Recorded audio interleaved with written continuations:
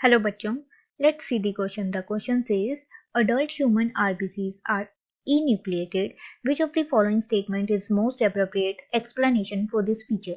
हमें यहाँ पे RBC के कंटेक्स्ट में कुछ स्टेटमेंट्स दी गई है, हमें बतानी है कौन सी अप्रोप्रिएट एक्सप्लेनेशन जो है वो उसके रिगार्डिंग करेक्ट है. सबसे पहले they do not need to reproduce, second है they are somatic cell, third है they do not metabolise and fourth is all their internal space is available for the oxygen transport. तो यहाँ RBC के बारे में पूछ रहे हैं कि जो आरबीसीज हैं वो इन्यूक्लिएटेड है जिसमें कि न्यूक्लियस प्रेजेंट नहीं होता.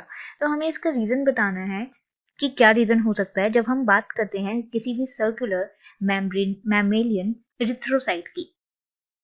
एरिथ्रोसाइट जिसे हम आरबीसी भी बोलते हैं, वो कहाँ सिंथेसाइज होती है? वो हमारी सिंथेसाइज होती है इनटू दी बोन मैरो. अब आफ्टर इट्स सिंथेसाइजेशन ये एक प्रोसेस में जाती है जिसको हम बोलते हैं न्यूक्लिएशन प्रोसेस, जिसमें क्या होता है इस प्रोसेस में न्यूक्लियस जो होता है हमारे आरबीसी से रिमूव हो जाता है. Nucleus removed. अब absence of the nucleus, absence of nucleus allow करती है रेड ब्लड सेल्स को या हमारे इरिथ्रोसाइट्स को to contain the more haemoglobin, ताकि जो गैसियस एक्सचेंज है या फिर हम बोल सकते हैं जो ऑक्सीजन कैरिंग करने की उसकी कैपेसिटी है वो बढ़ जाए.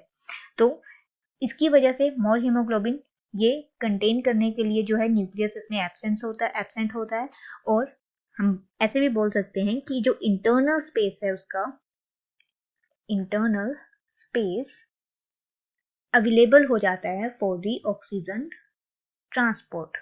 ऑक्सीजन ट्रांसपोर्ट करने के लिए एब्सेंस ऑफ न्यूक्लियस जो है इंटरनल स्पेस जो है अवेलेबल करवा देता है. उसी तरह हम बोल सकते हैं ये जो आरबीसीज है ये रिप्रोड्यूस नहीं करते हैं, ठीक है, ये रिप्रोडक्शन में कोई रोल प्ले नहीं करेंगे, do not reproduce. At the same time ये मेटाबॉलिक एक्टिविटी में भी पार्टिसिपेट नहीं करते. इन मेटाबॉलिक एक्टिविटी में भी इनकी कोई पार्टिसिपेशन नहीं होती है. तो हमारे पास करेक्ट आंसर क्या होगा? That they do not need to reproduce, then they do not metabolise और they all their internal space is available for the oxygen transport. तो हम यहाँ बोल सकते हैं हमारी 3 करेक्ट एक्सप्लेनेशन है, first, third and fourth. On that base, right answer is option number B. Hope you understand the problem. All the best. Thank you.